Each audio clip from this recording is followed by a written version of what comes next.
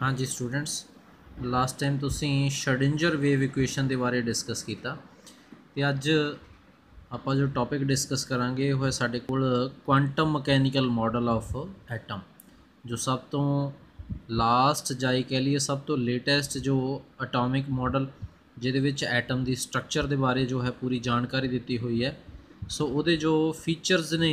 वो आप इत्थे डिस्कस करांगे।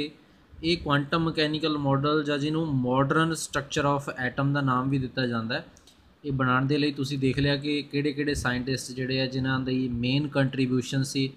जिवें हैसनबर्ग हो गया ਜਾਂ डी ब्रॉगली हो गया ਜਾਂ इरविन श्रोडिंजर हो गया। सो इहो ਜਿਹੇ साइंटिस्ट जिहड़े आ उन्हां दी मेन कंट्रीब्यूशन रही है तो उन्होंने जो कुछ भी डिस्कवरीज़ कीतियां नील्स बोहर के एटॉमिक मॉडल तो बाद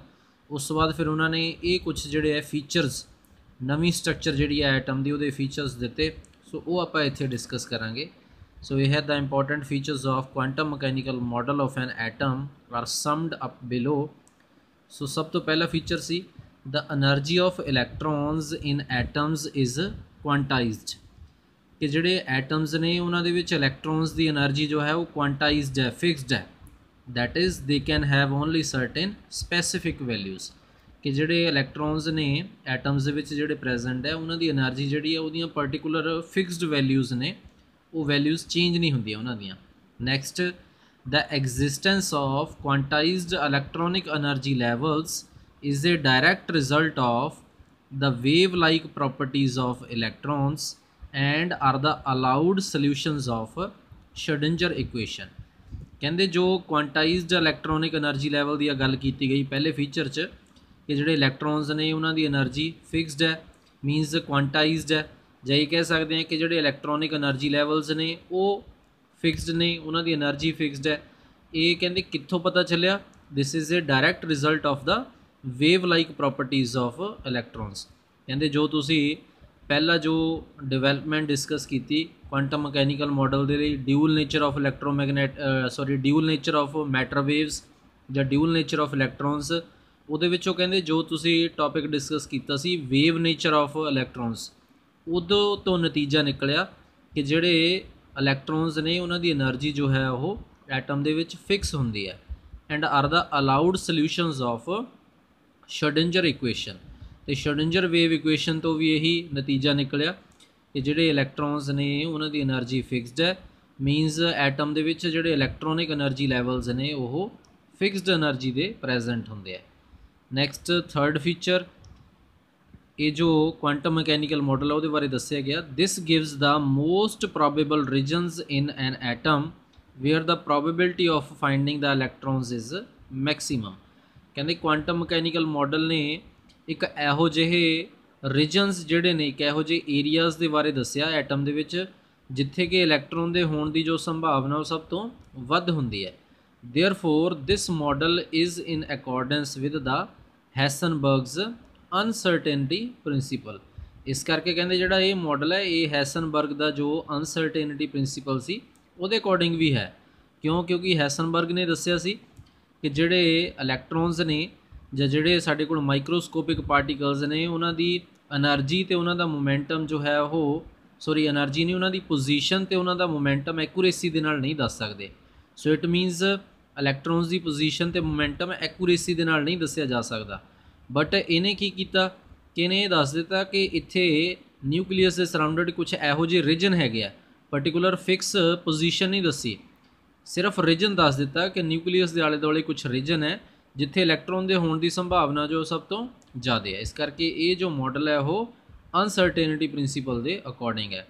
and does not specify the exact position and momentum of the electron. तो इन्हें इलैक्ट्रॉन की ना तो एग्जैक्ट पोजीशन दसी तो ना ही वह मोमेंटम दसिया, but it talks about the most probable regions called orbitals. But कहते इन्हें तो यहो जे मोस्ट प्रोबेबल रीजन दसे है, मतलब यहो जे रीजन यहो जे एरियाज जिथे इलैक्ट्रॉन के होने की संभावना, प्रोबेबल कहते संभावना या प्रोबेबिलिटी संभावना, कि जिथे इलैक्ट्रॉन के होने की संभावना ज़्यादा है, तो उन्होंने रीजनस को नाम दिता सी फिर ऑर्बिटल्स का। Next fourth, an atomic orbital is described with the help of a wave function Sai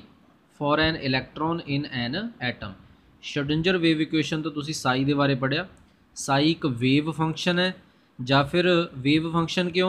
मीनस ये इलैक्ट्रॉन की पोजीशन दसदा है क्योंकि इलैक्ट्रॉन्स का वेव नेचर पढ़िया मीनस वेव्स ਦੀਆਂ प्रॉपर्टीज़ ने इलैक्ट्रॉन ਜਿਹੜੇ ਆ ਉਹ 3 ਡਾਇਮੈਂਸ਼ਨਲ ਏਰੀਆ 'ਚ ਕਿਤੇ ਵੀ ਹੋ ਸਕਦੇ ਆ ਨਿਊਕਲੀਅਸ ਦੇ ਸਰਾਊਂਡਡ ਐਕਸ ਐਕਸਿਸ ਦੀ ਡਾਇਰੈਕਸ਼ਨ 'ਚ ਵੀ ਹੋ ਸਕਦੇ ਵਾਈ ਐਕਸਿਸ 'ਚ ਵੀ ਤੇ ਜ਼ੈਡ ਐਕਸਿਸ 'ਚ ਵੀ ਸੋ ਜਿਹੜਾ ਸਾਈ ਹੈ ਇਹ ਐਟੋਮਿਕ ऑर्बिटल ਦੇ ਬਾਰੇ ਦੱਸਦਾ ਹੈ मीनस साई जो है इन्हें ऑर्बिटल के बारे दसिया जिथे साई की वैल्यू ज़्यादा उत्थे इलैक्ट्रॉन के होने की संभावना भी ज़्यादा सो साई जोड़ा वेव फंक्शन है ये एटॉमिक ऑर्बिटल के बारे दसदा है सो आही इत्थे लाइन का मीनिंग है an atomic orbital is described with the help of a wave function psi for an electron in an atom ते एटम दे विच इलैक्ट्रॉन की पोजीशन दस्सण दे लई कहंदे जोड़ा एटॉमिक ऑर्बिटल है वो वेव फंक्शन साई तो पता चलदा है Whenever an electron is described by a wave function we say that the electron occupies that orbital कहते ਜਦੋਂ ਫਿਰ ਇਲੈਕਟ੍ਰੋਨ ਦੇ ਬਾਰੇ ਵੇਵ ਫੰਕਸ਼ਨ ਦੀ ਹੈਲਪ ਤੋਂ ਪਤਾ ਚੱਲਿਆ ਤਾਂ ਆਪਾਂ ਇਹ ਦੱਸ ਸਕਦੇ ਹਾਂ ਕਿ ਜਿੱਥੇ ਵੇਵ ਫੰਕਸ਼ਨ ਸਾਈ ਦੀ ਵੈਲਿਊ ਜਿੱਥੇ ਹੋਊਗੀ ਜ਼ਿਆਦਾ ਉੱਥੇ ਆਪਾਂ ਕਹਾਂਗੇ ਕਿ ਇਹ ਇਲੈਕਟ੍ਰੋਨ ਜਿਹੜਾ ਹੈ ਇਸ ਆਰਬਿਟਲ ਦੇ ਵਿੱਚ ਪ੍ਰੈਜ਼ੈਂਟ ਹੈ ਇਹ ਇੱਥੇ ਤੱਕ ਹੀ ਲਿਖਣਾ ਤੁਸੀਂ ਚੌਥਾ ਫੀਚਰ ਇਸ ਤੋਂ ਬਾਅਦ ਨੈਕਸਟ ਹੈ ਸਾਡੇ ਕੋਲ fifth feature The probability of finding the electron at a point within an atom is proportional to the square of the wave function that is psi square at that point कहते electron के होने की जिहड़ी संभावना है कि atom दे विच इलैक्ट्रॉन कित्थे ज़्यादा हो सकता है तो वो किस चीज़ से डिपेंड करता है is proportional to the square of the wave function psi square means amplitude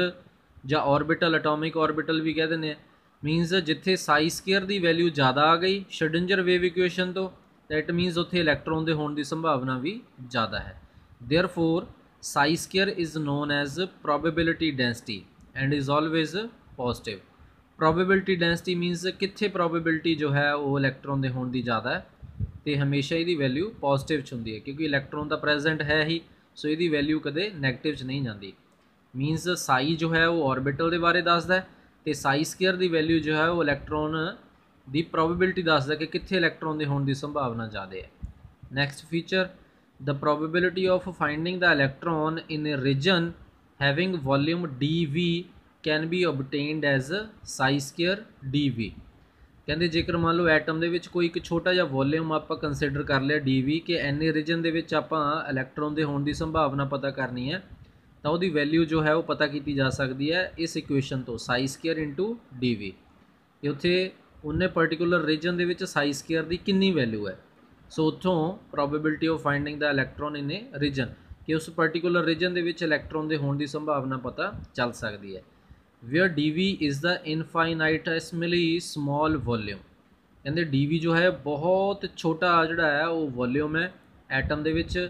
ਜਾਂ ਤਾਂ एक्स एक्सिस ਦੇ ਵਿੱਚ ਜਾਂ वाई एक्सिस ਦੇ ਵਿੱਚ ਜਾਂ ਫਿਰ Z एक्सिस ਦੇ ਵਿੱਚ next the quantum mechanical model gave 3 constants known as